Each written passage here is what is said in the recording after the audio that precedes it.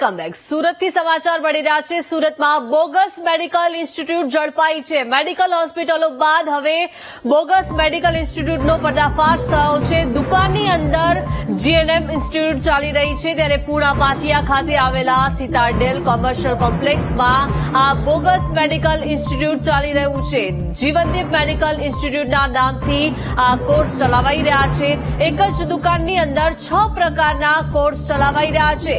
Gujarat nursing કાઉન્સિલની મંજૂરી વગર જ આ જીએનએમ ઇન્સ્ટિટ્યૂટ ચાલી રહી છે, ત્યારે દુકાનની અંદર વિદ્યાર્થીઓને અભ્યાસ કરાવી પરીક્ષા આપવા બેંગ્લોર મોકલાઈ રહ્યા છે। ગુજરાતમાં આ રીતે ઇન્સ્ટિટ્યૂટ ચલાવવાનો કોઈ કાયદો જ નથી અને ગુજરાત પેરામેડિકલ કાઉન્સિલ સ્ટાફ સાથે થયેલી વાતચીતનું રેકોર્ડિંગ પણ સામે આવ્યું છે।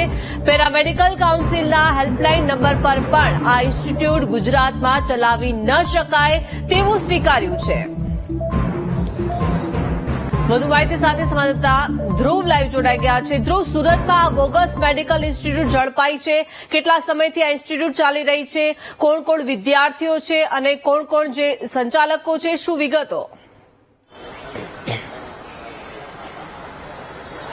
બિલકુલ દીપિકા, સુરતમાં મેડિકલ ના જે ડોક્ટરો છે, મેડિકલની આખી હોસ્પિટલો જે છે તે બોગસ ઝડપાયા બાદ હવે તો મેડિકલ ઇન્સ્ટિટ્યૂટ પણ ઝડપાઈ છે। અત્યારે પોલીસ પણ ખુદ અહીં તપાસ કરવા આવી છે। જે રીતની માહિતી મળી છે, અત્યારે આ દરવાજો અહીં ખોલવામાં આવ્યો છે અને આપણે જોઈ શકાય છે કે અહીંયા પહોંચ્યા બાદ અહીંયા જે છે તે પોલીસની ટીમ અહીં પહોંચી છે।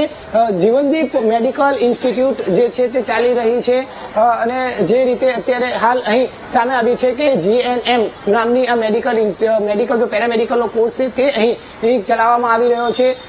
આ પ્રકારની જે ઇન્સ્ટિટ્યૂટ છે તે કદાચ ક્યાંક ન ચાલી શકાય। નર્સિંગ માટે જરૂરી પુરાવા હોવા જોઈએ છે, તે અહીંયા નથી પૂરા કરાયેલા, તે પ્રકારની માહિતી હાલ સામે આવી રહી છે।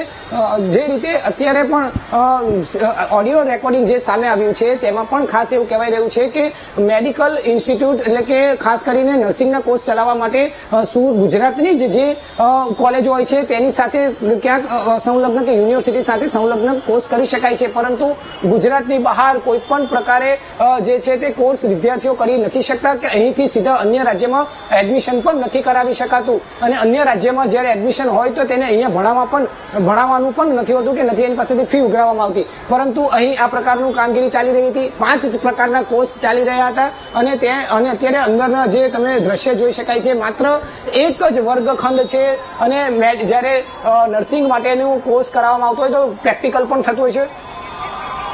હા, એટલે જે રીતે અત્યારે પણ જેને ફરિયાદ કરી હતી તે પણ આપણી સાથે જોડાયા છે।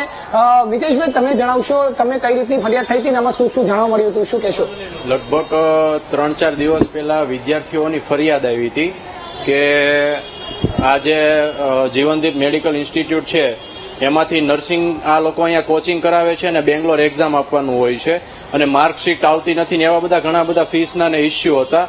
તો અમે લોકોએ બધું મેં જાણ્યું અને પછી અમે આજે અહીંયા આવ્યા કોલેજ ખાતે। તો શોપિંગ સેન્ટરની અંદર આ લોકો ઇન્સ્ટિટ્યૂટ ચલાવી રહ્યા છે અને ઇન્સ્ટિટ્યૂટ ચાલે છે, તો અમે અંદર આવ્યા અને અમે એના ઓનર તો હતા નહીં, પણ એમના જે અંદર મેડમ હતા ઇન્ચાર્જ, એમને કોલ કર્યો તો મેં એમની સાથે વાત કરી તો એમને એવું સ્વીકાર્યું કે ભાઈ અહીંયા કાંઈ કોચિંગ થતું નથી, વિદ્યાર્થીઓ ખાલી બેંગ્લોર એક્ઝામ દેવા જાય છે।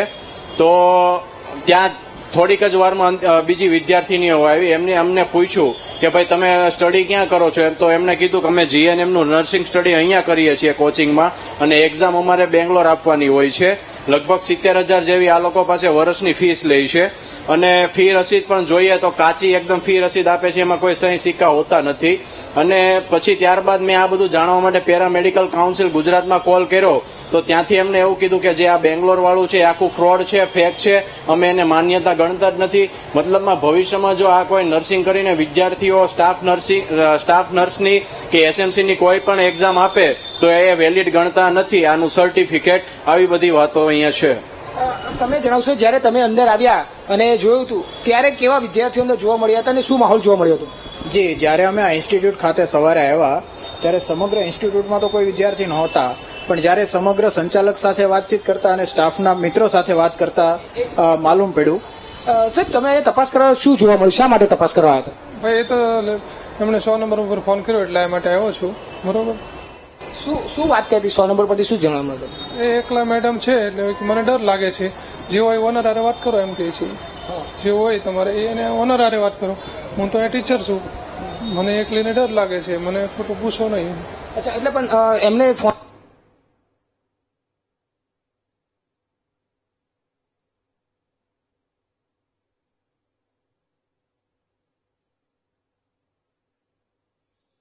તો જીવનદીપ મેડિકલ ઇન્સ્ટિટ્યૂટના નામથી અહીં કોર્સ ચલાવાઈ રહ્યા છે. મહત્વનું છે કે એક જ દુકાનની અંદર 6 પ્રકારના કોર્સ ચલાવાઈ રહ્યા છે. ગુજરાત નર્સિંગ કાઉન્સિલની મંજૂરી વગર જ આ જીએનએમ ઇન્સ્ટિટ્યૂટ ચાલી રહી છે. દુકાનની અંદર વિદ્યાર્થીઓને અભ્યાસ કરાવવામાં આવી રહ્યો છે અને પરીક્ષા આપવા માટે બેંગ્લોર મોકલાઈ રહ્યા છે. ગુજરાતમાં આ રીતે ઇન્સ્ટિટ્યૂટ ચલાવવાનો કોઈ જ કાયદો નથી. તો પણ ગુજરાત પેરામેડિકલ કાઉન્સિલ સ્ટાફ સાથે જે વાતચીત થયેલી હતી તેનું રેકોર્ડિંગ પણ સામે આવ્યું છે, જેમાં પેરામેડિકલ કાઉન્સિલના હેલ્પલાઇન નંબર પર પણ આ ઇન્સ્ટિટ્યૂટ ગુજરાતમાં ચલાવી ન શકાય તેવું સ્વીકાર્યું છે. ત્યારે વિદ્યાર્થીઓ પાસેથી 70,000 જેટલી ફી વસૂલવામાં આવી રહી છે. અંદર જ માત્ર જે છે તે ક્લાસ ચલાવવામાં આવી રહ્યા છે અને નર્સિંગ માટે નો જરૂરી જે ઇન્ફ્રાસ્ટ્રક્ચર હોવું જોઈએ તે ક્યાંક ઇન્સ્ટિટ્યૂટની અંદર નથી જોવા મળી રહ્યું અને આ જ ક્લાસની અંદર ભણાવવામાં આવી રહ્યા છે. એટલે જે રીતની વાત કરવામાં આવતી હોય છે તે અહીંયા ખરેખર નથી જોવા મળી રહ્યું. નિયમ મુજબ પણ નથી જોવા મળી રહ્યું અને જે રીતને હાલ અહીંયા જે એક સ્ટાફ બેસતા હોય છે અને અહીંયાથી જ એ લોકો પેરામેડિકલના વિદ્યાર્થીઓને ભણાવતા હોય છે. અહીં ફીની રસીદ બુક પણ છે, એ પણ આપને બતાવવાનો પ્રયત્ન કરી રહ્યો છું. આ રીતે ફી લેવામાં આવે છે વિદ્યાર્થીઓ પાસે. અત્યારે જોઈ શકાય છે જે રીતે વિદ્યાર્થીઓ પાસે 2,000 રૂપિયા હાલની ફી લેવામાં આવી છે, કેટલાક વિદ્યાર્થીઓ પાસે 5,000 રૂપિયા લેવામાં આવ્યા છે, કેટલાક વિદ્યાર્થીઓ પાસે 5,000 રૂપિયા લેવામાં આવ્યા, 20,000 રૂપિયાની પણ અહીં ફી આપવામાં આવી છે. એટલે કે 70,000 થી લઈને 80,000 સુધીની ફી હાલ અહીં લેવામાં આવે છે. જે રીતે અત્યારે જોઈ શકાય છે અને આ જ રીતનું એ લોકોનું અત્યારે બ્રોશર્સ પણ છે, રજીસ્ટર પણ બનાવવામાં આવ્યું છે. એ લોકો કહી રહ્યા છે કે નર્સિંગનો કોર્સ નથી ચલાવવામાં આવી રહ્યો, પરંતુ તમામના જે છે તે અહીં જે બેલેન્સ શીટ પણ બનાવવામાં આવી છે, તમામનું રજીસ્ટ્રેશન પણ કરાવવામાં આવ્યું છે, કાચો બુક પણ બનાવવામાં આવી છે. એટલે 4,000 થી લઈ 10,000 થી લઈ 5,000, 10,000, 6,000 સુધીની મંથની અને તમામની ફી લેવામાં આવી રહી છે. 4/4/2024 થી આ ફી લેવામાં આવી રહી છે. જુદા જુદા વિદ્યાર્થીઓની ફી લેવામાં આવતી હોય તેનું આખું રજીસ્ટ્રેશન પણ કરવામાં આવ્યું છે. એટલે એક રીતે કહી શકીએ કે અહીં જે આના જે ઓનર છે, જે માલિક છે તે આજે અહીં નથી, તે બહાર છે, પરંતુ મેડિકલનો જે આખો જીએનએમ નો જે કોર્સ હોય છે તે કોર્સ માટે પરવાનગી લેવી પડતી હોય છે અને એની પરવાનગીના નિયમ મુજબ જે રીતે વાત કરતા હોય છે કે તેના માટે ગવર્મેન્ટની, ગુજરાત ગવર્મેન્ટની જ પરમિશન હોય છે અને તે ગુજરાતમાં જ ચલાવવામાં આવતું હોય છે. પરંતુ અહીંથી બેંગ્લોર ભણાવવામાં આવે છે. આવી કોઈ જ પ્રકારની પરમિશન હાલ ગવર્મેન્ટ નથી આપતું. તેમ છતાં હાલ અહીંથી એ પ્રકારે ભણાવવામાં આવી રહ્યા છે અને ખુદ જે પેરામેડિકલ સ્ટાફ જે છે, પેરામેડિકલનો જે કહી શકાય કે જે કસ્ટમર કેરનો જે ડિપાર્ટમેન્ટ છે તે તમામ હાલ અહીં જોવા મળે છે. મીડિયાની ટીમ આવતા અત્યારે અહીં આ શટર બંધ કરીને જતા રહ્યા છે. આ બેન અહીં નોકરી કરે છે. પોલીસને બોલાવી અને પોલીસને બોલાવ્યા બાદ હાલ અહીંથી તેઓ પણ નીકળી ચૂક્યા છે. મીડિયાની ટીમ આવ્યા બાદ હાલ તેઓ અહીંથી જઈ રહ્યા છે, કારણ કે જે રીતનું હાલ અહીં કોર્સ ચાલી રહ્યા હતા, આ કોર્સને લઈને કેટલાક સંજોગોમાં શંકાઓ ઉપજી. તપાસ કરતા માલુમ પડ્યું કે નર્સિંગનો અહીં કોઈ જ પ્રકારનો લાયસન્સ નથી હોતું ને કોર્સ ચલાવવામાં આવી રહ્યા છે. 70,000 થી લઈને 80,000 સુધીની ફી લેવાય છે. દીપિકા. જી બિલકુલ, આભાર ધ્રુવ વિગત સાથે જોડાયા તે બદલ. તો દુકાનની અંદર વિદ્યાર્થીઓને અભ્યાસ કરાવીને પરીક્ષા આપવા માટે બેંગ્લોર મોકલાઈ રહ્યા છે. ગુજરાતમાં આ રીતે ઇન્સ્ટિટ્યૂટ ચલાવવાનો કોઈ જ કાયદો નથી.